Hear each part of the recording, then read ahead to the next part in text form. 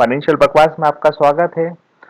तो अभी तक हमने जाना कि बैंक क्या करती हैं, कितने प्रकार की बैंकें होती हैं और बैंकों के क्या-क्या उत्पाद होते हैं, मतलब इंस्ट्रूमेंट्स होते हैं।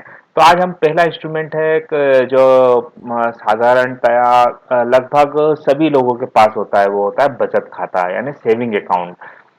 अ, जिसके अंदर हम लोग अपना पैसा जमा रखते हैं और बचत खाता जो होता है वो बचत के लिए जाना जाता है। पहले इसके ऊपर इंटरेस्ट जो था, इंटरेस्ट का कैलकुलेशन अलग था, गणना अलग थी, अब गणना अलग है।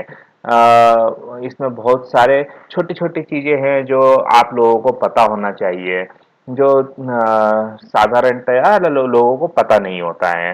तो आइए हम इस वीडियो में आगे जानेंगे।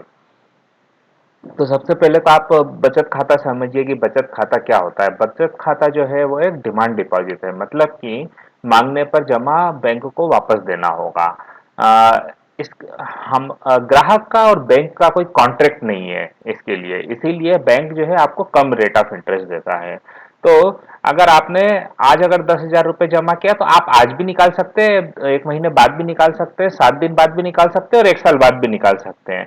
बैंक आपको ये रकम देने से मना नहीं कर सकता कि नहीं, ये रकम मैं नहीं दूंगा, क्योंकि ये कॉन्ट्रैक्ट नहीं है बैंक और आपके बीच में। वो कॉन्ट्रैक्ट होता है हमारा टर्म डिपॉजिट में। रकम की जमा और निकासी ग्राहक अपने हिसाब से कर सकता है। आप चाहे तो 10 रुपए भी निकाल सकते हैं, आप चाहे तो या मिनिमम विड्रॉल लिमिट होती है, जैसे कि 100 रुपए हुई, और मैक्सिमम भी होती है कि अगर आपने इससे ज्यादा निकाले तो आपको पैन कार्ड देना पड़ेगा, या फिर एक दिन में आप इससे ज्यादा रुपए नहीं निकाल सकते या जमा नहीं कर सकते। लेकिन इसके लिए कुछ अपवाद भी हैं, कुछ रिस्ट्रिक्शंस हैं। जैसे कि आप विड्रॉल जो है यानी निकास, अ, आप जो है एक सेविंग अकाउंट से कुछ नंबर से ज्यादा नहीं कर सकते, कुछ नंबर से ज्यादा आप पैसा निकाल नहीं सकते, कुछ नंबर से ज्यादा आप डिपॉजिट नहीं कर सकते यानी जमा नहीं कर सकते। तो अगर आप एक से ज्यादा बार अगर सेविंग अकाउंट में विड्रॉल या डिपॉजिट करेंगे रोज, तो बैंक आपको मना कर देगा कि नहीं, ये सेविंग अकाउंट में ऐसा संभव नहीं है। तो बचत खाते में निकासी जो है, विड्रॉल जो है, चेक और विड्रॉल फॉर्म से की जा सकती है। आजकल अधिकतर बैंकों में सुरक्षा की दृष्टि से केवल चेक से ही निकासी की जा सकती है। विड्रॉल फॉर्म लगभग सब जगह बंद हो चुके हैं और कई जगह स्वाइप मशीन भी हैं कि आप अपना डेबिट कार्ड स्वाइप करिए वहां पर जाकर, और कैशियर आपको कैश दे देगा। अ, बचत खाता जमा खाता पर बहुत ही मामूली ब्याज दिया जाता है, जो कि आजकल 4% है। कई बैंकें 6%, 7% भी दे रही हैं। लेकिन आप ध्यान रखिए, उसमें एक डिस्क्लेमर होता है नीचे लिखा हुआ कि मिनिमम अमाउंट 75,000 रुपये या 1 लाख रुपए आपको जमा रखना होगा आपके सेविंग बैंक अकाउंट में। तो और निकासी संख्या पर रोक लगाने का एक मुख्य कारण यह है कि बचत जमा खाता जो है उसको व्यापारिक उद्देश्यों से के लिए उपयोग न किया जा सके। तो बचत जमा खाता में व्यक्ति को हर 10 दिन या 15 दिन में ही पैसे निकालने की जरूरत होगी, क्योंकि कोई व्यक्ति निकालेगा तो 10 दिन या 15 दिन के हिसाब से निकालेगा। लेकिन अगर कोई बिजनेस पर्पज से कर रहा है तो उसे रोज ही कई बार ट्रांजेक्शन करने की आवश्यकता महसूस होगी। अगर निकास की संख्या तय निकास संख्या से ज्यादा है, यानी कि मान लीजिए कि साल भर में मेरे बैंक ने बोला है कि आप 60 विड्रॉल कर सकते हैं या 80 विड्रॉल कर सकते हैं। अब मान लीजिए आपने 250 या 300 विड्रॉल कर लिए, तो बैंक आपसे सुविधा शुल्क भी लेगा उसके लिए, क्योंकि बैंक ने एक्सपेक्टेड किया था कि हाँ, आप केवल 60 से 80 विड्रॉल करेंगे। अगर आपने उससे ज्यादा किया तो बैंक पर ट्रांजेक्शन आपसे चार्जेस लेगा। फिर भी बैंक ग्राहक को ज्यादा निकासी करने से रोकता नहीं है, वो आपको रोकेगा नहीं, वो केवल चार्ज ले लेगा आपसे। बचत खाता एक प्रकार से एक अनिश्चित चालू जमा खाता है, मतलब it is like a current account only. तो बचत जमा खाता किन लोगों के द्वारा खोला जा सकता है? तो बचत जमा खाता खोला जा सकता है, पहला भारतीय नागरिक यानी रेसिडेंट एंड नॉन रेसिडेंट, निवासी यानी अनिवासी दोनों, समिति, संघ, न्यास, सभा, या अवयस्क यानी अगर छोटा बच्चा है तो उसका भी आप खोल सकते हो, केवल उनके इसमें उनको गार्जियन वगैरह देना पड़ेगा। और जमा खाता किसी भी व्यापारिक संस्थान या कंपनी द्वारा नहीं खोला जा सकता है। बचत खाता खोलने के लिए जरूरतें जो होती हैं वो होती हैं एड्रेस प्रूफ, 2 फोटो, आयकर, पैन नंबर, और अगर आयकर नहीं है तो फॉर्म 60 या 61, और आजकल आधार कार्ड भी लेने लगे हैं। तो एड्रेस प्रूफ के लिए आप बिजली का bill, telephone bill, gas bill, voter card, driving licence या पासपोर्ट कुछ भी दे सकते हैं, आधार कार्ड भी दे सकते हैं। तो उससे आपका खाता खुल जाएगा। बचत खाते का संचालन किस प्रकार से किया जा सकता है, तो यहाँ पर बहुत सारे तरीके होते हैं। कुछ आपको एक या दो ही पता होंगे, तो मैं आपको पूरा डिटेल में बता देता हूँ। पहला होता है सिंगल। तो सिंगल में केवल जैसे अगर मिस्टर ए का खाता है तो वो केवल वही संचालन कर पाएंगे। दूसरा है ज्वाइंट, मतलब कि mister A and mister B का खाता है तो वो दोनों मिलकर ज्वाइंट ऑपरेट कर पाएंगे। मतलब कोई भी ट्रांजैक्शन होगा विड्रॉल का तो दोनों के सिग्नेचर होंगे तभी पैसे निकल पाएंगे, नहीं तो नहीं निकल पाएंगे। लेकिन जमा कोई भी कर सकता है। फिर है जॉइंटली और सर्वाइवर। तो जॉइंटली और सर्वाइवर में क्या होता है कि या तो आप जॉइंटली करोगे या फिर एक तीसरा बंदा जो है, तो उसमें एक कंडीशन होती है कि या तो ये दो लोग जॉइंटली करेंगे, और अगर दोनों में से कोई नहीं है, मतलब कि they are not available, means they are not alive, मतलब कि वो जिंदा नहीं है, तो तीसरा बंदा जो सर्वाइवर है वो ट्रांजेक्शन कर सकता है।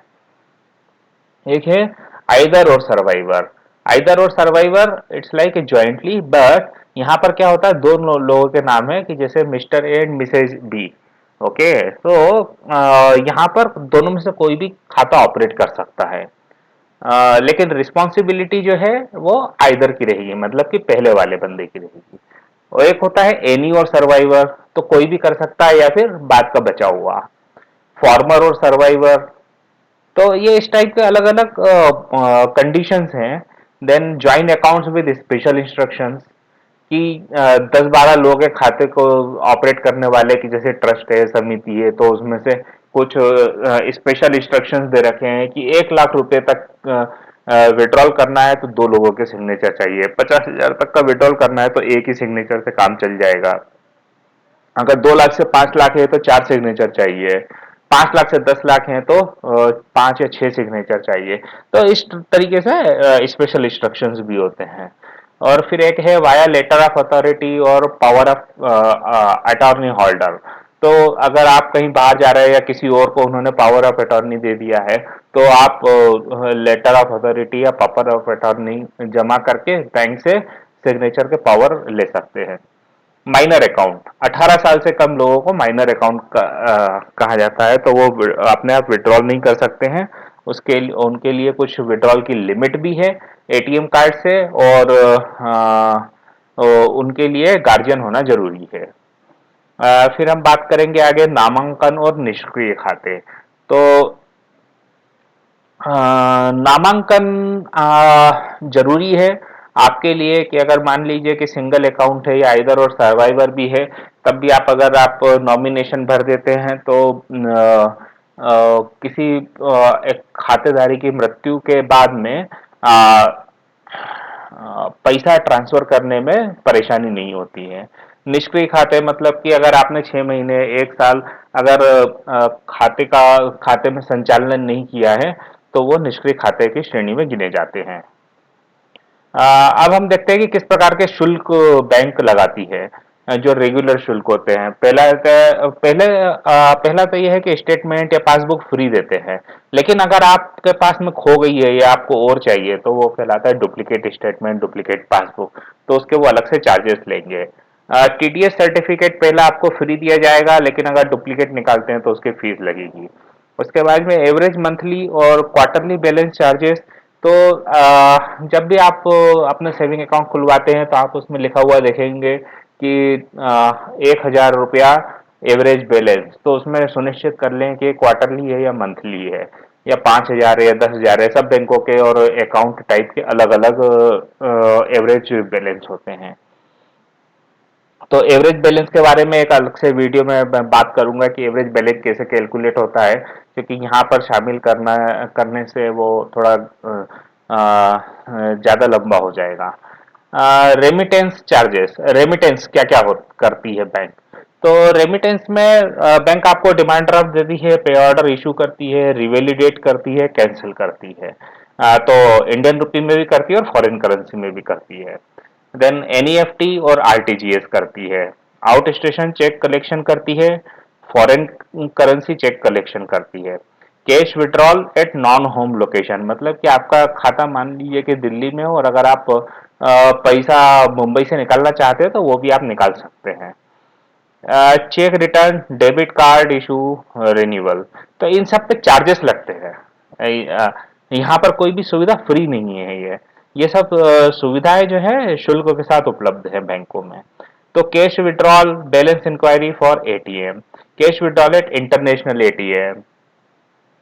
जब अगर आप cash withdrawal balance enquiry for ATM करते हैं तो अगर आप होम एटीएम में करेंगे, मतलब कि अगर आपका मान लीजिए स्टेट बैंक ऑफ इंडिया में अकाउंट है तो स्टेट बैंक ऑफ इंडिया के एटीएम पे आपको कोई चार्ज नहीं लगेगा। लेकिन अगर आपने महीने में 5 ट्रांजेक्शन आपको दूसरे अकाउंट पर दूसरे एटीएम पर भी फ्री हैं, लेकिन अगर आपने उससे ज्यादा ट्रांजेक्शन किए तो फिर आपको पर विड्रॉल या फिर पर इंक्वायरी आपको चार्जेस लगेंगे।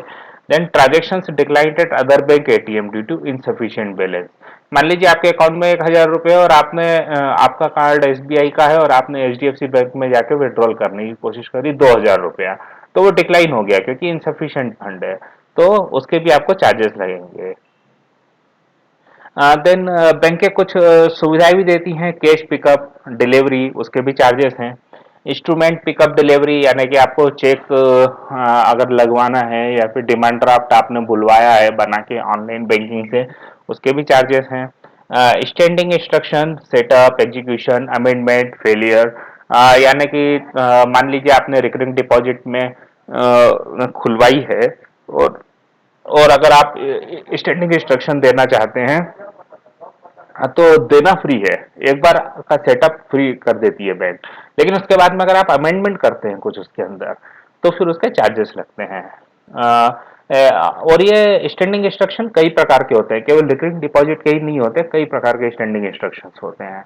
कि अगर आपके 2 सेविंग अकाउंट है, अगर आपने बोला कि ये इस अकाउंट में अगर 1 लाख रुपए से ज्यादा बैलेंस हो जाए तो 1 लाख रुपए का से ज्यादा का बैलेंस पूरा दूसरे खाते में ट्रांसफर कर दो, तो वो भी एक स्टैंडिंग इंस्ट्रक्शन है, तो उस दशा में चार्जेस लगते हैं।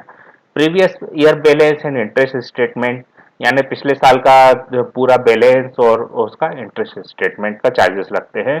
Signature verification certificate, photo attestation, address confirmation, replacement of debit card, stop payment for cheque, single range of और range of cheques, account closure charges, TOD charges, cheque purchase charges, record retrieval charges और inoperative account charges, तो सभी प्रकार के charge bank लेती है। उम्मीद है आपको मैं जानकारी ज़्यादा से ज़्यादा सेविंग बैंक अकाउंट के बारे में जानकारी दे पाया हूँ। और अगर आपको और भी कोई जानकारी चाहिए इससे संबंधित या कुछ समझ में नहीं आया हो तो आप कमेंट कर सकते हैं, मैं उसका जवाब दे दूंगा आपको। और इसी तरीके की लर्निंग के लिए आप हमारे चैनल को सब्सक्राइब करिए, नीचे सब्सक्राइब बटन दे रखा है। और हमारी वेबसाइट है वित्तगुरु.com, आप वहाँ पर भी विजिट कर सकते हैं। धन्यवाद।